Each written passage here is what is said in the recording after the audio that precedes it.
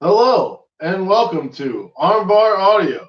I'm your host Tim Farley, and next to me is my trusted companion, John Kern. What's up, folks? What are we talking about today?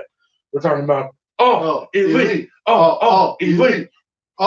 Elite, elite.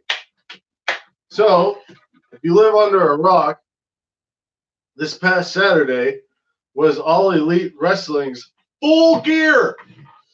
Full gear. Full Gear. Full gear. Full Gear. That's the chant that they were doing. So, we're going to give our quick thoughts on that and then go into Dynamite. Dynamite. All right. So, what did you think about Full Gear, John? Full gear was an A+ show for me. A plus. A+. I'd say B. Yeah. There were a couple. I know there were matches some there. things that you didn't really care about. Yeah. I mean, I kind of feel like JR sometimes with the flips and shit. Yeah.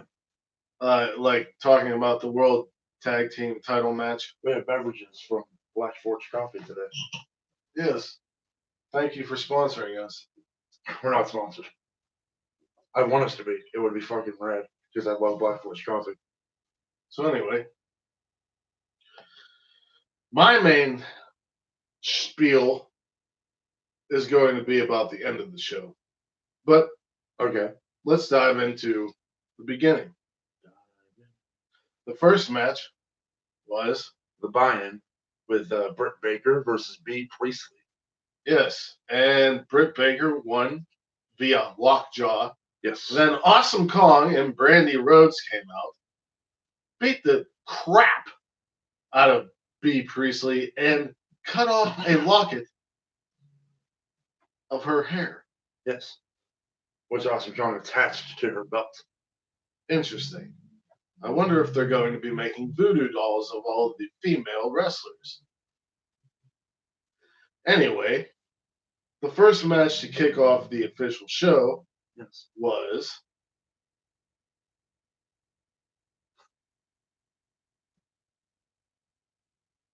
Was it the tag title? No. the other tag. It was the It was yes. Proud and Powerful versus the Young Bucks. Young Bucks. This was a good showing by both teams. I liked that the Young Bucks threw some psychology in there with Nick's leg, which ended up coming back to bite him in the arse. Yeah. When he went for a Meltzer driver, and they ultimately lost to a street sweeper by Proud and Powerful. Yeah, I actually cringed when Nick kicked the ring post. Like, Yeah. Yeah. Then we got the Rock and Roll Express getting involved, and Ricky Morton hitting a Canadian Destroyer and a Tope Suicida. Shout out to Morrow. Oh, yeah. Tomorrow. This was a good match. I thought it was a little bit too choreographed. And not in the sense of like moves, Yeah. but like you could tell that Proud and the setups for Powerful. spots. Yeah. That's a complaint that usually comes out about Young Bucks matches. I don't think it was the Young Bucks though. I think No. like Proud and Powerful had a little bit too many butterflies or something. It was Maybe. it was I don't know. I just got this general feeling. The second match was Hangman and Pac, Yeah. which I thought Pac. was the second best or third best match of the night. Yeah. I love Pac. I love Hangman. Yeah. Great match here. Hangman won with the dead eye. Third match was Joseph Janela going against the chairman, going against Sean Spears. Sean Spears ended up winning. He did some dastardly tactics, and then he hit his maneuver like this. What is that, like a Death Valley Driver? Kinda, yeah. Yeah.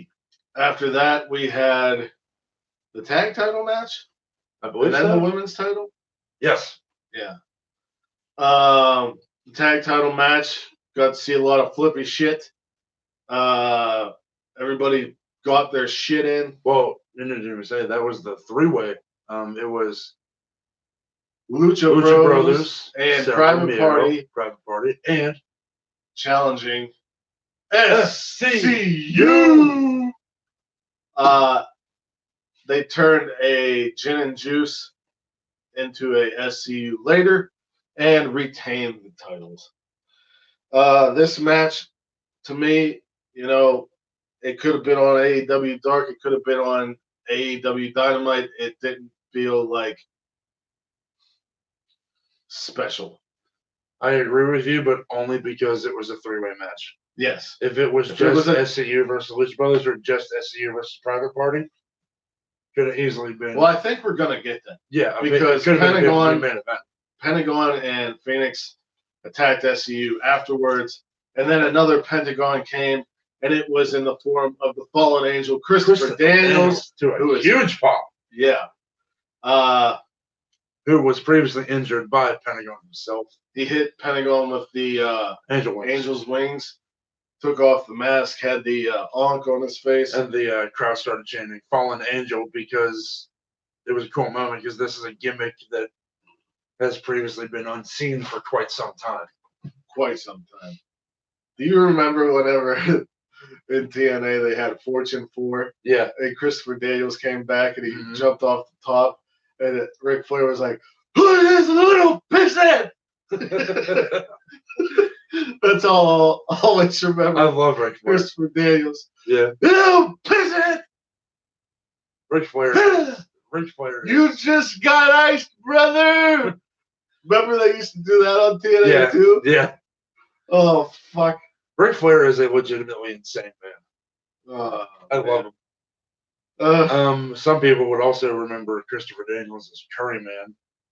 Yes. So it really has been a long time since he's been referred to as the Fallen Angel Christopher Daniels. True. So then we got student Riho, the champion, against teacher Emi Sakura. Found out that Emi Sakura founded the Joshi promotion Ice Ribbon.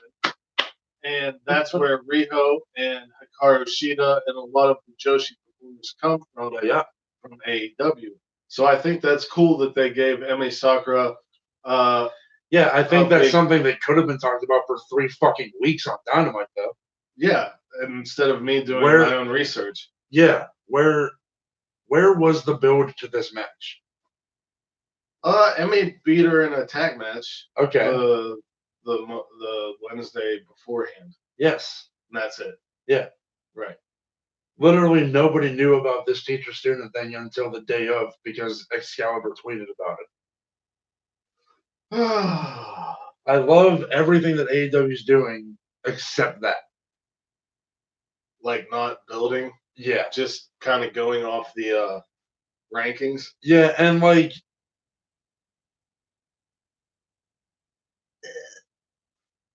it's not. I wouldn't call it a major complaint for me, as it is for some people. But it is something that should be addressed. Basically, just not building the women's division kind of at all.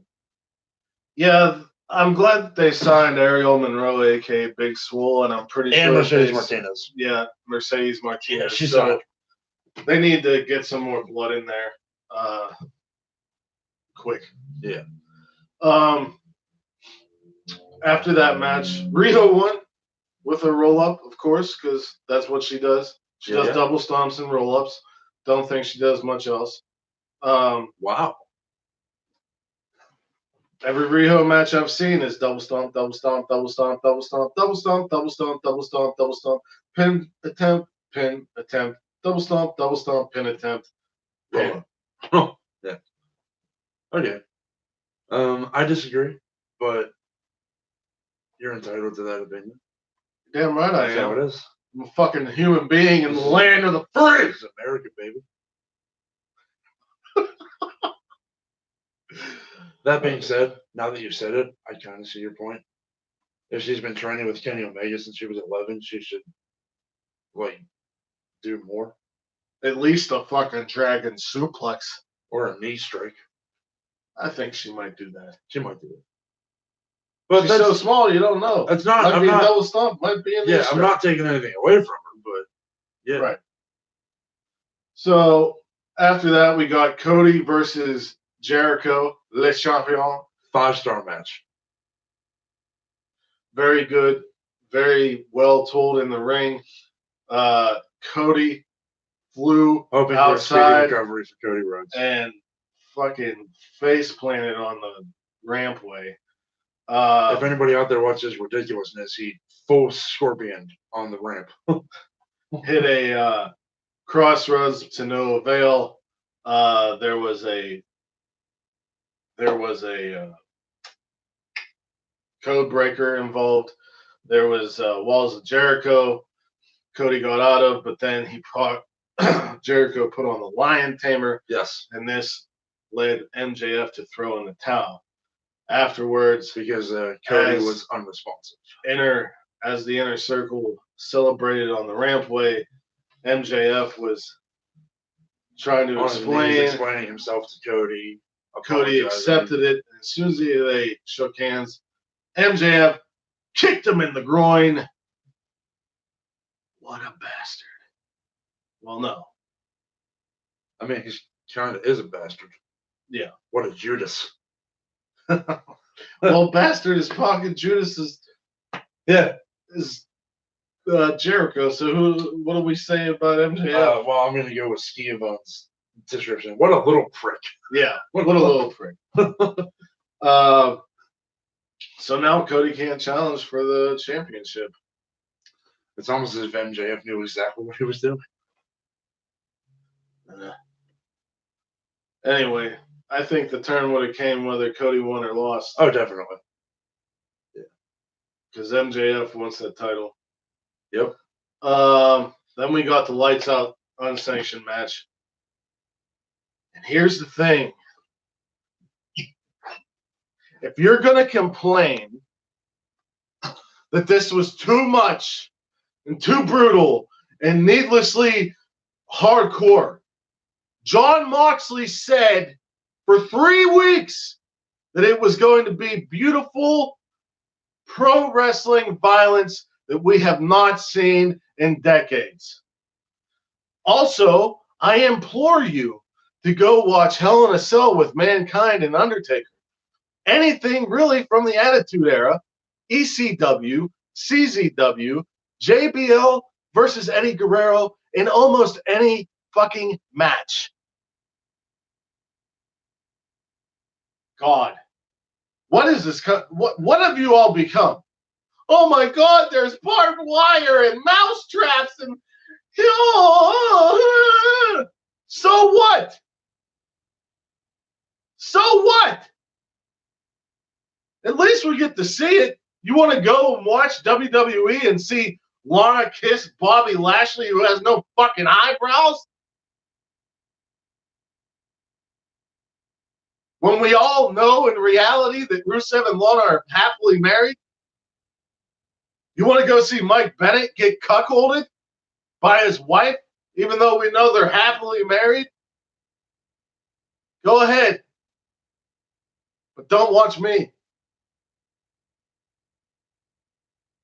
That being said, I thought it was a fucking fantastic match. Yes. Told a great story. These two men wanted to outbest each other as much as possible. And I think a lot of what Kenny Omega tried to do was his undoing. Yeah. There are people out there who claim that you cannot tell a story with a hardcore match.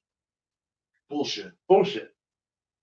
Kenny Omega proved that you can tell a story with a hardcore match when he brought out a bag containing the broken pieces of glass that were from the glass coffee table. Moxley is the purveyor of violence. Yes.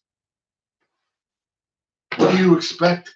Omega used the glass from the table that he was put through to inflict damage to Jon Moxley. Aye. Yes. That's storytelling. That's the definition of storytelling. People are dumb. Yes. No, people are soft. Yeah, that too. Did you not watch the video package that they put together before? Did you see the shit that Mox used to do before becoming Dean Ambrose? This was tame compared to that. Yeah, go watch an IWA Mid-South match from fucking 2004. Watch anything from Big Japan Pro Wrestling with like fucking Jun Kasai. A lot of Big Japan is Jun Kasai and the Angel of Death, Jackie something. I don't know what his last name is, but they had this thing called the razor board death match. They used It's insanity. Well, Mick Foley and Terry Funk used to get in those explosions. And yeah. It's like, what happened to you people? What did you think of the barbed wire trampoline? Or barbed wire spider web? I thought it was fantastic. That was sick. Yeah. I was watching. And I liked how Matt and Nick and Adam were like, no. Didn't want to do it. Fuck you. AKA storytelling. Yeah. But Kenny was so driven. He's just getting started. He's right here. Omega. The Bucks and Kota Ibushi.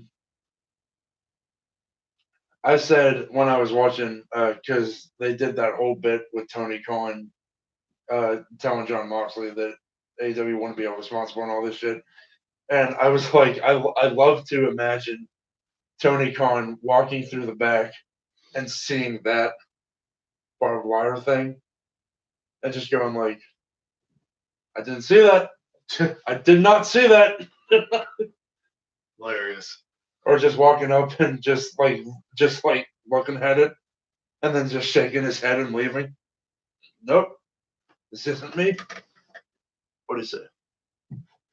Time for some garbage fucking wrestling. Yeah, that was. I think we might get Moxley versus Shawn Spears at some point. Well, I'm excited what's next for Moxley. So let's go into AEW Dynamite. That line that Moxley delivered was 100% a shot at Shawn Spears. Which, hold on. First, we got a video package showing Kenny Omega not being medically cleared. Had a full-on black eye, had terrible marks on his back. He said the shower stung, everything else. But Moxley is cleared. Yes. Which is interesting. So because he's a machine. We opened Dynamite with Moxley wrestling Michael Nakazawa, who threw the baby oil and went right at Moxley, but Moxley made quick work of him, reversed like a lariat into the paradigm shift, laid him out 1, 2, 3. Then he got on the mic and cut a great promo saying that no one in the back, he respects Kenny Omega. And after what they did at Full Gear, no one has the balls to come out there and do what they did. He kind of insinuated that he wanted to do a last man standing match. Yeah. Because he said that I will be the last man standing in AEW. Yeah, and I thought somebody was coming out right then there. That's what I thought. With how it was. I thought it was going to be like a Jim Havoc or a Janela or Darby Allin, which we'll get to. Or possibly someone that we haven't seen yet, a debut. Right. I thought that would be really cool. Going into it, I knew that Wardlow had debuted from Twitter. So I thought maybe that's when it happened. But no, we'll get into that. Yes. So after Moxley wrestled, what was the second segment? Pac and Hangman again? No, Pac and Hangman came later. We got a promo. I think the second segment was the MJF promo. No. It was Dark Order. Yeah. Jurassic Express. Yes. And the Dark Order beat Marco Stunt and Jungle Boy Jack Perry. Drunk But it was a good match, and every time Marco Stunt's out there, he always, you look at him and you want to laugh, and then you see him in the ring, and you're like, wow. That's what I was saying. I'm like, he's small, on paper, doesn't have a chance in any matches in, but I'll be damned if I don't love everything about Yeah. him. After the match, Evil Uno, He's just a great guy. Wants to recruit Marco Stunt into the Dark Order. Yeah. Jungle Boy tries to stop Smacks the mask away, and gives him the dinosaur mask. The Dark Order and the Grayson and the Creepers all beat down on them.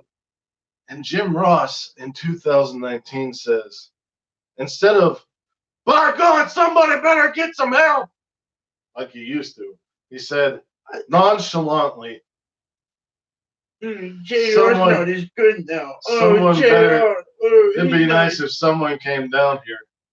I think, to me, that was him kind of being like, that was him kind of going away from the over-the-top reaction and just kind of going to the real reaction of, feel free to jump in anytime, guys. Right. But doesn't matter. JR's fine how he is. People stop bitching about him. He's fucking 70. Leave him alone. We got Luchasaurus back. Luchasaurus came back earlier than he said he was going to be back. Cleaned house and stomped the shit out of the first guy that ran at him. Did you see that? Yeah. He hit him with a big boot and followed through and just like stomped him on the floor. I was like, holy shit. Did the tail whip to like 3 guys? Some guy tried to Tobe Suicida him and he headbutted him and out of the air. I was like, oh my God. And then how can you stop this man? Wow. He's not a man, he's a beast. He's a dinosaur. He's a goddamn dinosaur. Yeah. And Hangman's a fucking horse. Then he chokeslammed Stu Grayson and he gave Marco Stunt the actual mask that he should be wearing, which is a dinosaur mask. Not a dinosaur match. We need another dinosaur for that. Yeah. Kaiju big battle. Anyway. Oh, definitely. I think after that we got Nyla Rose. Yeah, it was Nyla Rose versus, I don't remember her name. It was but I think it was an enhancement talent. Yeah. And Nyla Rose won. Yay. Got a pretty decent promo. She cut a promo? On Dark she did. That led into this match. Okay. Yeah. They ran AEW Dark on Thursday night last week to get ready for Full Gear. Okay. That's why there was nothing on Tuesday. I see. So we had what else did we have? Allie came out to talk with Tony Schiavone. And the lights went out. Here comes Brandy and Awesome Kong. Beat down on Allie, cuts a locket of her hair, puts it on her trusty belt. Her trusty belt. Weird. Her utility belt. I don't know what's going on here. I don't understand. She's taking trophies. But she's not doing anything. She's not in a match. When is she going to have a match? What does this all mean? Who's going to fight her? She literally carries a knife to the ring. I wouldn't go out there. Right. MJF, Chris Jericho comes out to cut a promo. MJF intervenes and says that Cody is the real villain. I know. Everybody loves Cody. Everybody loves Moxley. MJF cut the best promo of 2019 last night. I don't know if that's true. That's my hot take. That's your hot take. He said that Cody was the true villain. He doesn't care about anybody. And he wasn't going to live under Cody's thumb anymore. Jericho and MJF have hilarious and awesome interactions together, and end up saying that the true jackass of AEW is Cody. Cody comes out. They didn't want to stop him from going down there, but he goes down there anyway. Hits a power slam after a botched power slam. Hits the, the uppercut. The gold dust uppercut is what I call it. Yeah, and the Randy Orton power slam. Almost everything in his repertoire is an homage to where he came from. Yes, which is awesome. I still don't know why the fuck there are people that don't like Cody Rhodes, but whatever. Then, out of nowhere, came Pittsburgh's own Wardlow. Shout out to IWC. He did a AA except he didn't follow through. He just threw him off. Yeah. It was Cody, and then he choked him with his tie. And it looks like he's aligning himself with MJF. And it seems like, which is awesome and perfect. Possibly, it was sort of implied that they'll both be having ties to the inner circle. Yeah, like they're not. I mean, Jericho and MJF hugged. Yeah. So we're not going to see that warfare. So then we got Wardlow. So Wardlow's tie matches MJF's scarf, which I thought was a nice touch. Yeah. So to further drive the point home that they are a collective unit. Yeah. Then we got a great match between Hangman and Adam Page and Pac.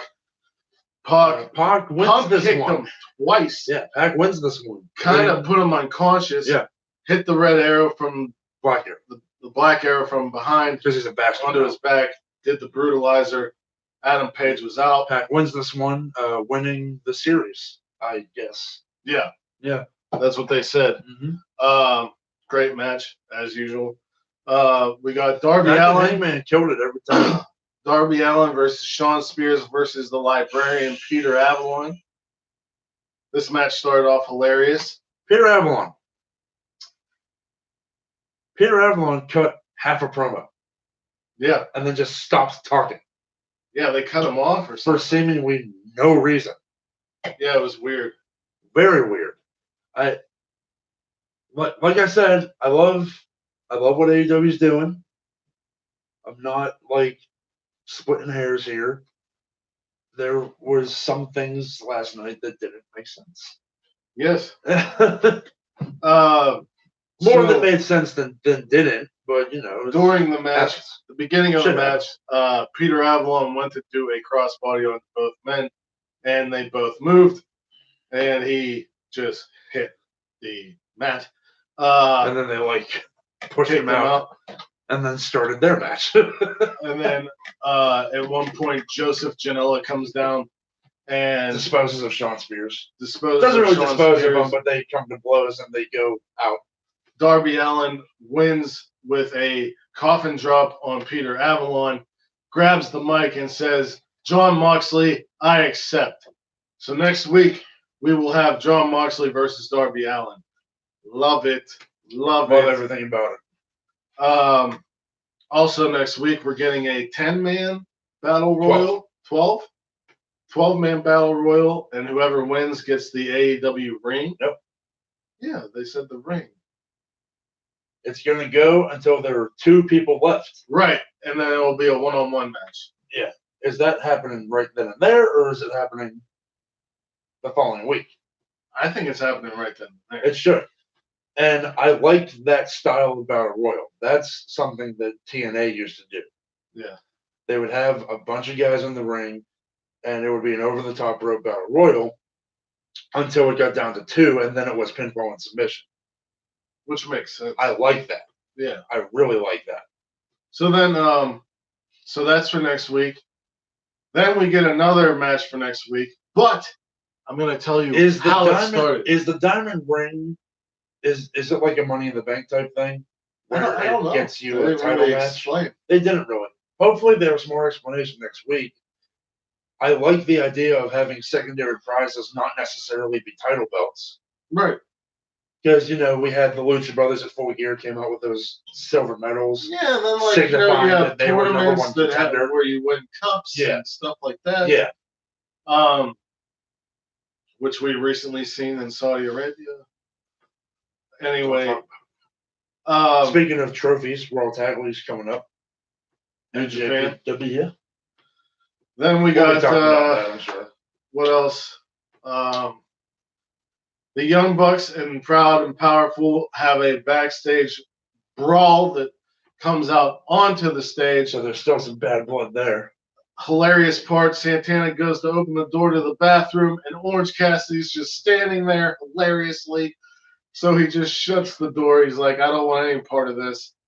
It was Santana and Nick and Matt and Ortiz mostly. They put Matt through the stage. Then they attacked Nick's leg. Brandon Cutler tried to stop it. They beat him up. And then Private Party, who you could say are proteges of the Young Bucks, came out and stopped the beating. So next week we will have Private Party against Proud and Powerful. It seems like ever since Private Party scored that upset victory over the Young Bucks, the Bucks have really taken a liking to Private Party. Well, even whenever they were recruiting for All Elite Wrestling, we saw on BTE, when they went to House of Glory. Yeah. They want to see us in Private Party. Yeah.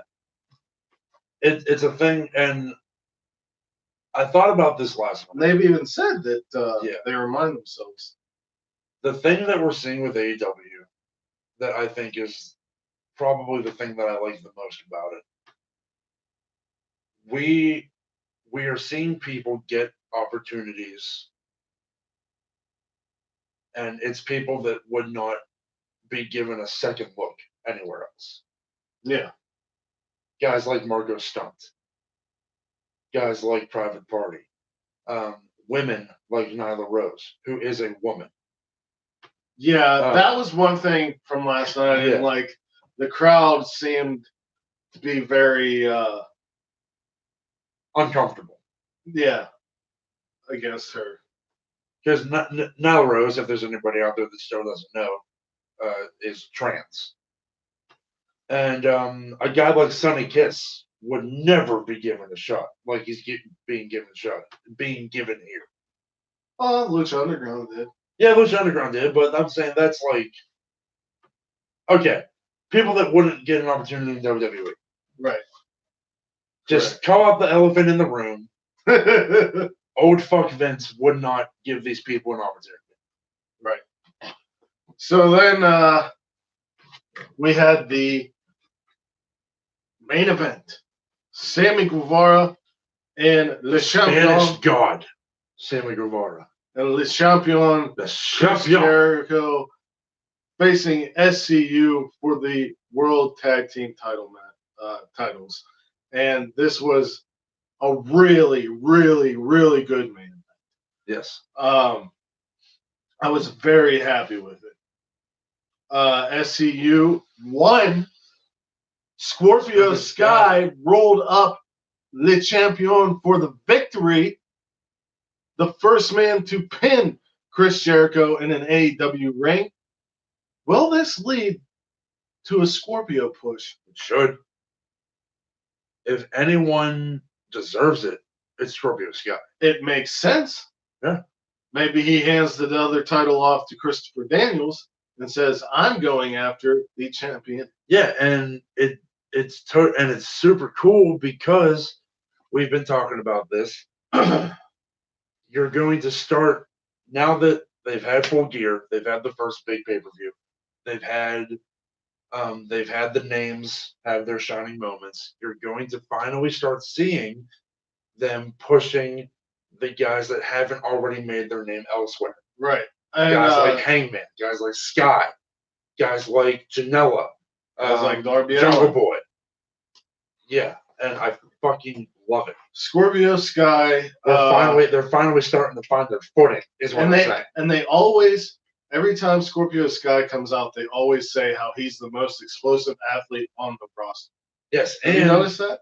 Yeah, and he's the one in SCU that gets the biggest reactions. Yeah. Because, and that's not to say people don't like Daniels and Kazarian. They do, but they already know they like them. Right. Right. So the show ends with Chris Jericho flipping out and slamming a chair off of He was table quite upset. and the ring post.